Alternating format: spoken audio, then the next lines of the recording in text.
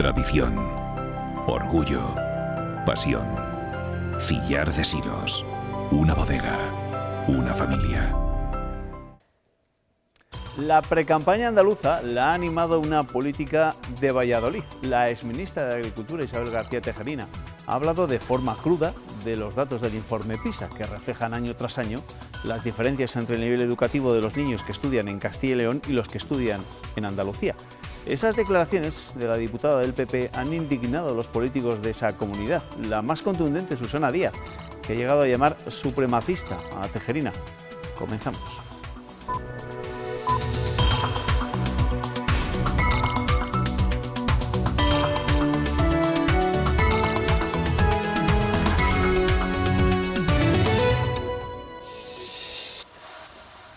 La protagonista de nuestra imagen del día lo es por sus declaraciones. La exministra de Agricultura, Isabel García Tejerina, que se ha metido de lleno en esa precampaña andaluza al comparar el nivel educativo de los niños andaluces con los que estudian en Castilla y León. Y en un momento político tan sensible en esa comunidad, a nuestra paisana le han llovido críticas de todos los sitios, incluso de sus compañeros del PP andaluz. La polémica surge en Televisión Española. Al hablar de educación, la exministra García Tejerina dice que en Andalucía lo que sabe un niño de 10 años es lo que sabe uno de 8 en Castilla y León. Tras estas palabras, las reacciones se suceden y una de las primeras desde su propio partido. En Twitter, el candidato popular a la Junta andaluza asegura no estar de acuerdo. Tampoco tarda en responder Susana Díaz. Ahora viene a insultar a nuestros niños, nuestras niñas sin ningún rigor. Y todo eso es fruto, además, del caldo de cultivo que ha generado la derecha andaluza durante años. Mientras en el Congreso la exministra matiza sus palabras. No hay que confundir el talento y la riqueza de Andalucía con la gestión de 40 años de gobierno socialista. Y recurre a los datos del informe PISA que mide el nivel educativo de las comunidades autónomas. Yo no evalúo, se evalúa a nivel internacional. Es verdad que Castilla y León tiene un sistema educativo fantástico, fruto del esfuerzo de sus profesionales, pero desde luego Castilla y León tiene también mucha más educación que la señora Tejerina. Y de esta forma el secretario general del PP sale al auxilio de la exministra. Que lo que ha gastado en prostitución el gobierno de Susana Díaz, supuestamente, según las informaciones, pues que se lo gasta en educación. Y así, dice Susana Díaz, no tendría que utilizar a los niños andaluces como escudo ante sus fracasos. Este asunto, esta polémica que se ha generado a raíz de esas declaraciones en Televisión Española de Isabel García Tejerina nos va a dar mucho juego seguro en nuestro tiempo de tertulia. Una tertulia que esta noche voy a compartir con Julián Ballestero. ¿Qué tal, Julián? Bienvenido, buenas noches. Muy bien, buenas noches. Y con Cayo Sastre. Cayo, ¿qué tal? Bienvenido, buenas noches. Hola, ¿qué tal? Buenas noches. Y antes de entrar de lleno en esas declaraciones y en las reacciones que ha generado lo que ha dicho Isabel García Tejerina, leemos la prensa. Ernesto, buenas noches. Buenas noches. ¿Con qué vas a empezar hoy? Pues mira, empezamos con la Gaceta de Salamanca, que destaca en su primera que la nueva ofensiva de la asociación Salvar el Archivo para impedir otro expolio de 43.000 documentos después de la reunión entre el ministro de Cultura y la consejera de Cultura catalana. Diario de Valladolid, El Mundo, destaca que asesinan a una mujer de 75 años en su piso de la Plaza Circular por un robo tras amordazarla y maniatarla. El norte de Castilla, 17.000 vallisoletanos podrán recuperar 28 millones del impuesto de las hipotecas. Lo que no nos dice es cómo, de momento. Bueno, pero de momento el Supremo ya ha hablado y se ha rectificado a sí mismo. Y Diario de León destaca que la iniciativa empresarial tira de la economía y acelera el empleo ante las oportunidades que plantea el corredor atlántico. Y Diario de Burgos, la policía censa los pisos turísticos ilegales para controlar la delincuencia. Diario Palentino, Ángeles Armisen, la presidenta de la Diputación, quiere cerrar por ley la brecha entre medio rural y urbano. Diario ABC, la Junta exige a Berkeley, la empresa que tiene el proyecto de la mina de uranio en Salamanca, tener en cuenta la norma antes que la ideología. Y Diario de Ávila, Ávila inaugura la desclasificación de archivos de la Guerra Civil en España. Diario de Valladolid, El Mundo, destacan las páginas de Castilla y León que Chicote, el chef, destapa un escándalo en la residencia de ancianos de Babilafuente, donde Sanidad no detectó ninguna anomalía en la última inspección de este mismo mes de octubre. Y El Día de Segovia destaca que empresarios y autónomos segovianos se oponen a la subida del salario mínimo. Por último, El Día de Valladolid, el clínico impulsa un plan para humanizar las estancias de niños y pacientes graves. Gracias, Ernesto. Antes de comenzar la tertulia, les damos los datos de ese suceso que llevan los periódicos de Valladolid a sus primeras páginas. La Policía Nacional investiga el fallecimiento de una mujer de 73 años, cuyo cadáver ha aparecido amordazado en el suelo del pasillo de su domicilio, en el primer piso del número 9 de la Plaza Circular. Muerta y con claros signos de violencia. Así se ha encontrado un familiar a la Mari, una mujer de 72 años que ha aparecido fallecida en su domicilio de la Plaza Circular de Valladolid. La mujer estaba viuda y vivía sola en la casa. Una de las líneas de investigación especula con la posibilidad de que los autores de este crimen intentaran robar dentro de la vivienda y eso haya motivado finalmente la muerte de la mujer. Y es que la familia se dedicaba a la cría y venta de ganado. A vender, sí, chotos, y tenían un camión, se dedicaban al camión. Al parecer, según los primeros indicios de la investigación, el cadáver de la mujer podría haber aparecido sentado sobre una silla y amordazado. Los vecinos dicen que era una mujer normal que apenas hacía vida fuera de casa, salvo para dar un paseo por las tardes. No salía de casa ella. Ella era una mujer que no salía de casa. Salía a dar la vuelta para aquí y de vez en cuando para circular, le daba un par de vueltas y se metía en casa y normal. Es la cuarta muerte violenta que se produce en Valladolid en lo que va de año, tras los casos del barrio de Parquesol en la capital y los municipios de Castrillo Tejeriego y Nava del Rey. En nuestros informativos de ese viernes, por supuesto, es que les demos los datos que se vayan conociendo acerca de ese trágico suceso. Y llega ya el momento de abrir el tiempo de tertulia y lo vamos a abrir con lo que han sido las declaraciones más polémicas de esta jornada, esas palabras de Isabel García Tejerina cuando comparaba la educación de los niños en Castilla y León con la educación de los niños en Andalucía. Se refería sobre todo a los datos que aporta año tras año el informe PISA y que dicen de forma cruda que los niños en Castilla y León con 8 años pues saben lo mismo que los niños en Andalucía con 10 años, porque si nos fijamos en el ranking del informe PISA, Castilla y León está muy por delante de Andalucía. ¿Son declaraciones polémicas, os han parecido polémicas o al final cuando se dicen las cosas de forma tan cruda generan tanta polémica? No polémicas, es un error garrafal y más cuando estamos en precampaña en Andalucía. Yo creo que hoy le ha metido a Susana, la candidata del PSOE, unos cientos de miles de votos en el bolsillo, la señora Tejerina, con estas declaraciones tan desafortunadas, ¿no?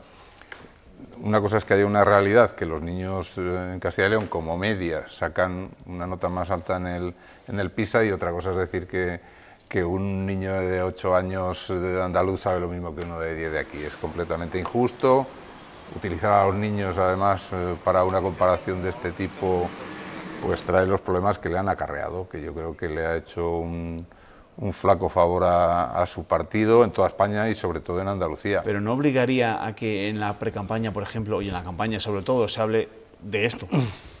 De cómo mejorar, en el caso andaluz, los estándares educativos para que se consiga subir en el informe PISA.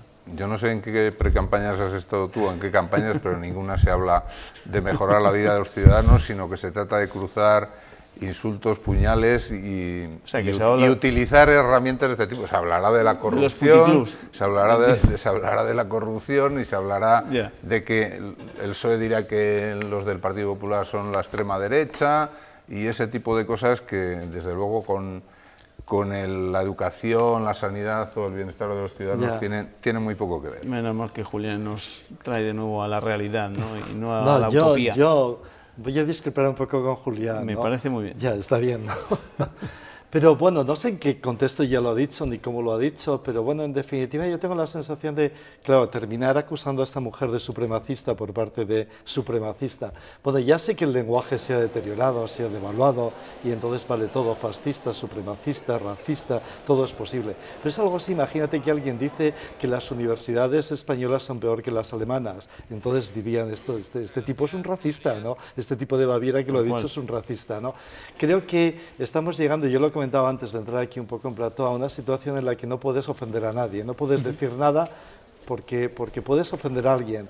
Entonces yo creo que esta es un poco la situación, porque puedes discutir o puedes... Yo creo que se sustrae el debate, no hay debate porque inmediatamente hay un calificativo por medio. Me importa quién sea, quiero decir, me importa el tema de que se trate. Entonces siempre terminas en este callejón sin salida. Por ejemplo, si no utilizas el lenguaje adecuado y dices algo así como esto de la canción de... Sí, Mariconez. Mariconez. Entonces, evidentemente te ocurre lo mismo. Yo creo que estamos atrapados en un espacio sin debate. ¿Eludimos el debate de fondo para quedarnos en lo superficial? Hombre, claro, y el debate de fondo en relación con la educación es que son incapaces de llegar a un acuerdo, a un pacto de Estado sobre la educación, tanto unos como otros, y son incapaces a lo largo de años y años. Y por otra parte, a mí me parece también, como decía Julián, muy desafortunadas estas declaraciones de Isabel García Tejerina, que ha demostrado que tiene ganas de estar en la actualidad, de entrar en polémica, pero ha dejado ver que está soltera y no sabe que no se puede... No es madre y no sabe que no se puede utilizar a los niños en campaña para nada, con ninguna excusa. De todas maneras, también... a los niños se está utilizando a diario y muy a menudo. De todas maneras, igual que digo una cosa, lo de supremacista de la señora Susana me parece un disparate de tamaño mayúsculo. Es decir, acusarnos a los castellanos y leoneses de supremacistas, que siempre hemos defendido que somos iguales que los demás, es un poco la esencia del ser castellano, es aquí no hay nadie más que nadie, ¿no? Y a nosotros ya nos encantaría con ser iguales a unos cuantos españoles que son los privilegiados, que no son los andaluces precisamente, ¿no? ¿Qué más quisiéramos que ser iguales que los vascos, que los navarros o que los catalanes en algunas cuestiones importantes? No, porque Julián, si supremacistas es que es una estupidez de Julián, gran si dices calibre. esto es que vuelves al centralismo, entonces estás atrapado, digas lo que digas, estás atrapado. Si dices yo no vuelvo al centralismo porque no he salido, he estado siempre ahí. Pero me refiero, si dices que alguien tiene alguna ventaja o que hay alguna diferencia o que lo que plantees, yo creo, cuando te has referido a los navarros, a los vascos, es que estamos atrapados. Yo creo que, insisto, subrayo esto porque la democracia exige un debate y el debate no le puedes atrapar y lo has cerrado en un espacio sin debate. Entonces, ¿cómo te puedes referir a los problemas?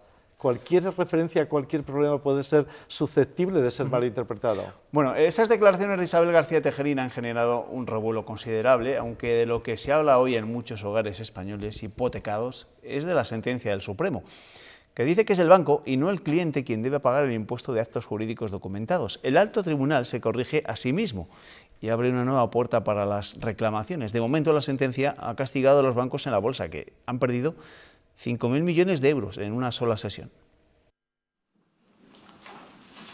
Es un cambio de 180 grados. Ya no es el cliente quien tiene que pagar el impuesto de actos jurídicos documentados, sino el banco. Y es así porque es el interesado en registrar la hipoteca. Es necesario que se inscriba en el registro de la propiedad una hipoteca para dar validez a esa hipoteca. Si no se llega a inscribir, nunca se va a poder ejecutar ni va a existir la propia hipoteca.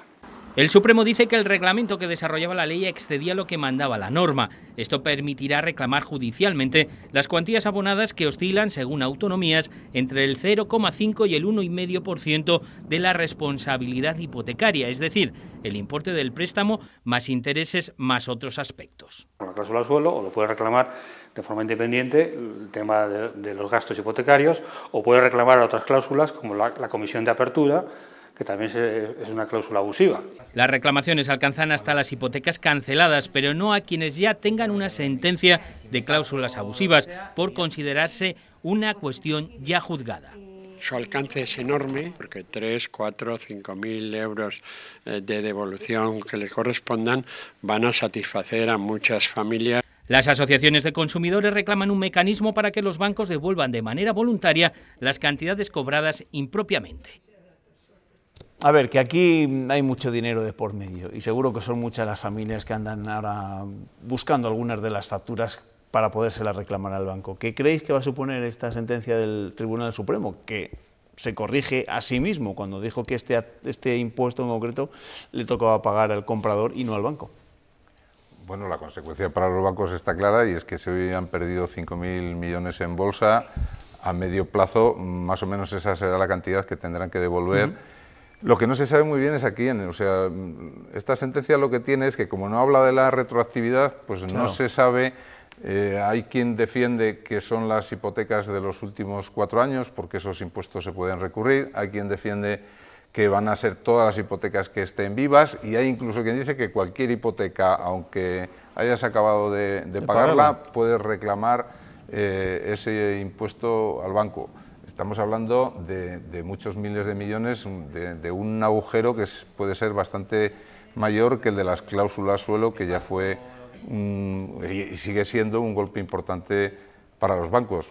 Lo que pasa es que, bueno, el Supremo, yo creo que con argumentos sólidos, dice que quien tiene que pagar el impuesto son los bancos, porque son los beneficiados de que esa hipoteca sea registrada, y como beneficiario es el que tiene que hacer frente al impuesto. Sí, dicen los bancos, bancos, estoy leyendo una información del Mundo, de su página web, los bancos desvían a Hacienda la oleada de reclamaciones. Es una cuestión tributaria.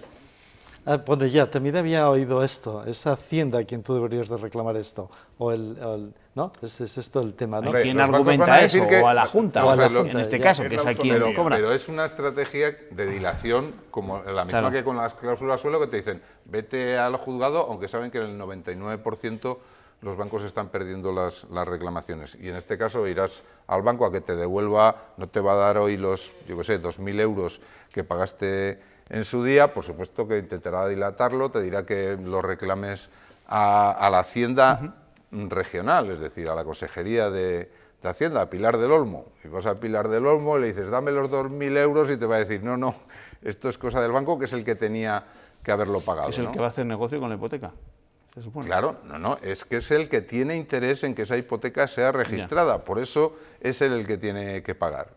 Como lo has pagado tú a la consejería, pues se tirarán la pelota, tardaremos unos años, atascaremos todos los juzgados otra vez y al final la acabarán pagando, pero bueno.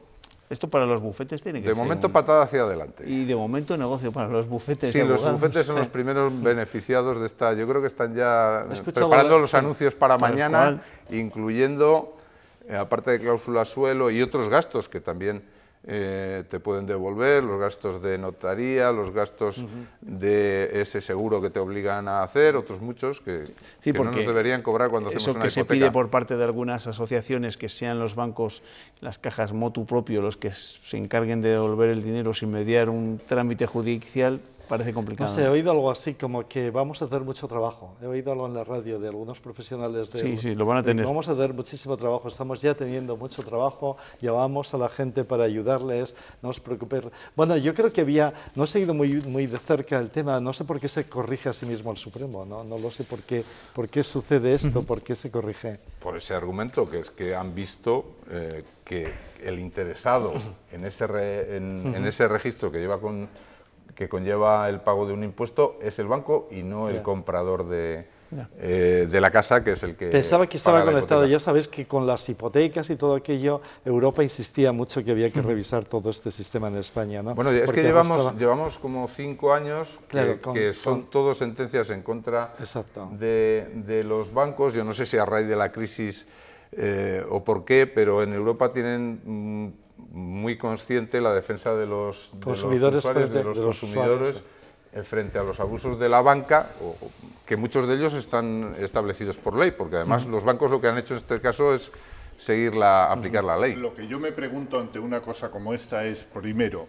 ¿hacia dónde mira la justicia? Porque ha tardado mucho tiempo en enterarse. Es decir, hay hipotecas desde hace muchos años y no sabían que se firmaban en las notarías y que se liquidaban esos dineros a la comunidad autónoma.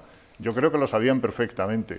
Lo que pasa es que miran para otro lado, no dicen nada y cuando lo dicen provocan, como van a provocar ahora, como provocaron con las cláusulas suelo, pues un embrollo judicial que va a atascar los juzgados durante 5 o 15 años más. Bueno, veremos cómo evoluciona este asunto, un asunto muy importante, sin lugar a dudas, y que puede provocar, ya lo ha hecho de momento en la bolsa, un daño considerable, un agujero importante a la banca en nuestro país. Este jueves ha comenzado en Aguilar de Campo el tercer Congreso de Despoblación en el Medio Rural. Expertos de todo el mundo se reúnen en la localidad palentina para proponer soluciones. Esta tarde ha servido para conocer experiencias que han logrado revertir esa situación de declive demográfico. traen experiencias europeas que pueden hacer que anide población en nuestro medio rural. Por ejemplo, hay una empresa, Figeac, en el centro de Francia, que ha desarrollado la venta y actividades culturales. Las personas mayores, como las mujeres o los jóvenes, puedan cooperar y ocuparse, por ejemplo, de comedores o abrir nuevas tiendas. Ven en la mujer un puntal esencial para lograrlo, porque tienen, dicen, la energía y la pasión necesaria. En este foro, además, se ponen sobre la mesa situaciones reales para mejorar y ayudar, por ejemplo, a crear empleo en los pueblos. Las empresas pagan exactamente lo mismo estando en el medio rural que estando en una ciudad, lo cual no tiene sentido. Nos obliga a la Administración a hacer todos los trámites vía telemática. No podemos acudir a ninguna oficina a hacer esos trámites y muchas veces en nuestro pueblo se corta la conexión a Internet. Porque tener Internet de calidad puede cambiar incluso las costumbres familiares. Vengan los nietos a cenar o a comer con los abuelos y que no se quieran ir. Aquí también se presentan iniciativas como la Feria Esure, que se celebrará en noviembre en Soria, para aquellos que quieren apostar por un pueblo. Lo que van a encontrar son ejemplos de empresas sociales innovadoras e inspiradoras que están desarrollando modelos de negocio nuevos. Todos coinciden en que es difícil dar la vuelta a la tortilla de la despoblación, pero ven posibilidades si administraciones y sociedad trabajan unidas. ¿Cómo dar la vuelta a esa tortilla que decían en esta información, ¿no, mis compañeros? ¿Es posible revertir a esta situación? ¿Hay que hacerlo por ley, como leía antes Escapa en el titular del diario palentino? Borrar la brecha entre los pueblos y la ciudad por ley que propone la presidenta de la Diputación de Palencia. Es una iniciativa muy interesante, pero la veo destinada al fracaso, porque por ley, desde luego, no se puede ni frenar la despoblación, ni igualar la vida en los pueblos con la de la capital, porque además, igual los de la capital también dicen, pues yo también quiero la tranquilidad, la paz y el medio ambiente que tengo en los pueblos por ley. Bueno, esto es un poco estúpido. Lo que sí es cierto es que aquí en Castilla y León llevamos ya 30 años de debate contra la despoblación, ahora por lo menos se ve que hay interés también en toda España, incluso en Europa, porque también empiezan a sufrir en otras zonas la despoblación. Aquí llevamos 30 años de estrategias, planes, que han sido todos inocuos, o sea, no han servido para nada. La gente los jóvenes sobre todo no quieren vivir en los pueblos y si además no le pones las condiciones para que puedan desarrollar su vida de la forma más parecida a lo que es la vida moderna, con Internet y con la televisión, porque ahí hemos escuchado algunas de las claves, es decir, que es que vas a un pueblo en el que no hay cobertura de móvil, no llega a Internet y no ves los canales de televisión y duras un fin de semana jugando al mus y al tute, pues pero lo siguiente es que ya no vas. Como tengamos que estar otros 30 años hablando del tema, igual ya nos quedan No, bueno, yo creo que no hay solución. Yo creo que hay algunos lugares que van a morir, no hay más, simplemente, y hay que trabajar con ello. Y hay algunos lugares puntuales donde van a sobrevivir, pero que serán muy pocos, y no hay más. Y esto va a ocurrir aquí, en el País Vasco, en Asturias, en parte de Italia, en toda Europa, y es así. Entonces, no hay más. Pero quería apuntar un detalle. Esta idea de que hay experiencias y que, bueno, y que es una pequeña experiencia y que un tipo monta una tienda y todo esto, claro, son cosas que no se pueden trasplantar a ningún otro lugar. Quería decir que hay un pueblo en Segovia que hace poco leí, trataba de memorizar ahora, donde unos tipos científicos y periodistas y de Harvard y todo esto, ¿habéis oído sobre ello, no? Es que, pero era una cosa muy especial, una cosa muy especial, era algo así como el High Festival, pero en un pequeño pueblo, ¿no? Pero esto puede suceder y 10 arquitectos pueden trabajar y uno puede desarrollar. Pero estamos hablando ya de gente jubilada, de profesionales jubilados. Y esto es muy puntual, pero un montón de pueblos van a morir y yo creo que deberíamos de dejar de llorar con estos temas. Y lo último que quiero decir, y si no hay empleo, si no hay trabajo, puede haber internet, pero si no hay trabajo... Mira, de momento, mañana van a presentar en el pueblo de Ernesto un proyecto que va a generar 100 puestos de trabajo, lo cual es una buena noticia. Lo van a presentar en Valladolid. Bueno, sí, para que pero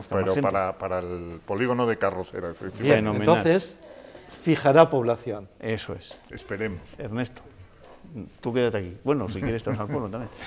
El acuerdo, vamos a hablar ya de presupuestos, primero de los de aquí, que no sabemos si habrá. El acuerdo con Podemos y la indefinición del presupuesto, que no llegará al Congreso hasta finales de noviembre o principios de diciembre, son el argumento que ha esgrimido hoy la Junta para sugerir que no habrá presupuestos nuevos en 2019.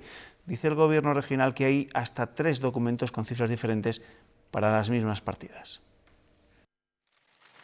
Esta firma ha supuesto un giro de 180 grados. La Junta sopesa seriamente que por primera vez en 17 años no habrá nuevos presupuestos. La Junta de Castilla y León, si no tiene cifra cierta, no va a elaborar los presupuestos. Todo va a depender de las cuentas del Estado, pero no de las cuentas de la lechera que hemos conocido estos días.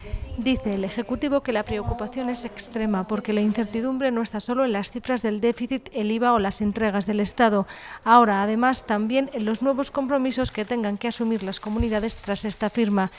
Si se generan acuerdos y compromisos que suponen un gasto 1000 veces superior que los ingresos previstos, ya me dirá usted cómo se puede soportar eso.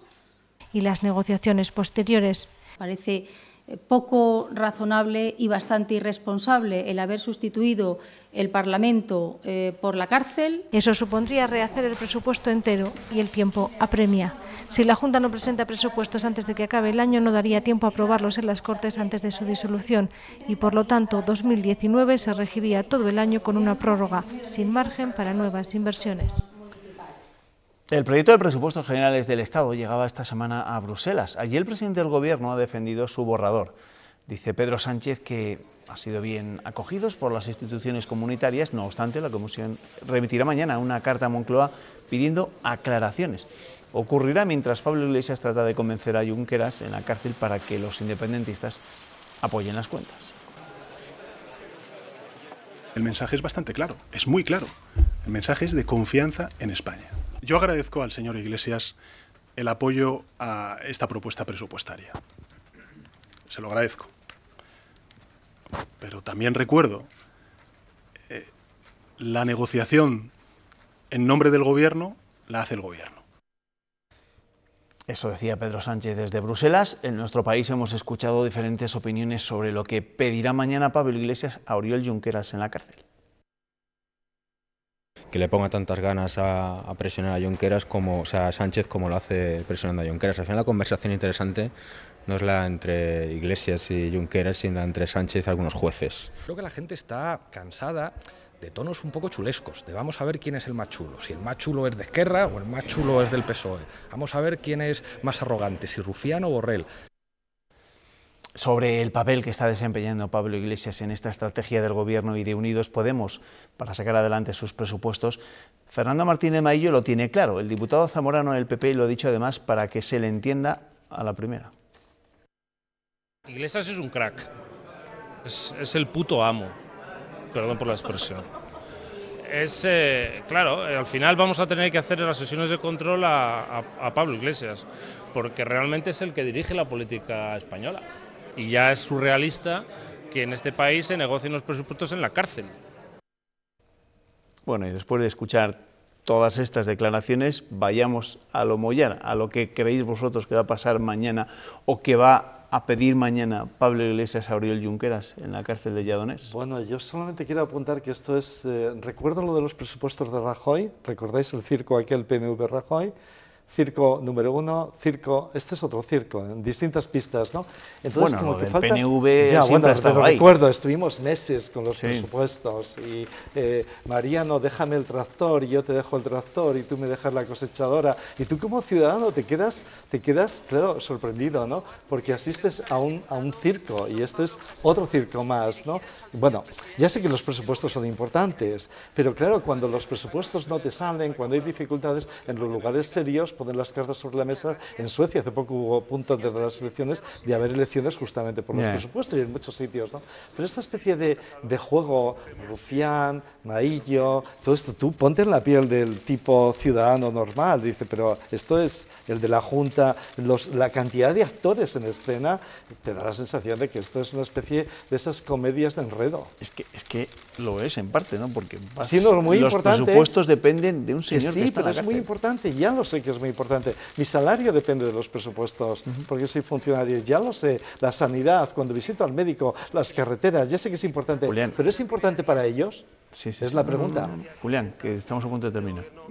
Yo no veo un circo, veo un chantaje, es decir, lo del PNV a Rajoy fue un chantaje que pagamos entre todos los españoles en los presupuestos, y lo de ir a negociar los presupuestos el señor Pablo Iglesias con un presidiario, con un presunto delincuente, con un golpista, pues ya no es un circo, o sea, es un escándalo y yo estoy de acuerdo con lo que ha dicho May y yo. Es decir, no puede ser que quien nos esté gobernando en realidad sea Pablo Iglesias, por la sencilla razón de que Pedro Sánchez lo único que quiere es seguir el poder a toda costa y le da lo mismo negociar a través de Pablo Iglesias con un presidiario que entregarle al PNV, que lo hará, otra millonada, que ceder al chantaje y presionar a los jueces o los fiscales para que liberen a los golpistas catalanes. Ese es un problema. Eso yo creo que todavía, más que un circo todavía, es un escándalo, exactamente, ¿no? todavía Julián lo ha puesto más quiero decir, todavía es peor. Más porque claro. es verdad, me había olvidado de que es un chantaje. Claro. Realmente. Bueno, de todas maneras, se notaba Maillo, ¿no?, que tenía ganas de volver a chupar micro, algo que no hacía desde que en el PP cambiaron Se ha dejado las barba cosas. ahora. Se ha dejado barba. tenía ganas de volver a hablar. Gracias, Julián, gracias, Cayo, nos vemos. Buenas noches, encantado. Que os vaya bien, Ernesto. Aquí te espero el lunes, ¿vale? Hasta el lunes. A ustedes, una pequeña pausa para la publicidad, enseguida volvemos con más asuntos de la actualidad de esta jornada. Hasta ahora.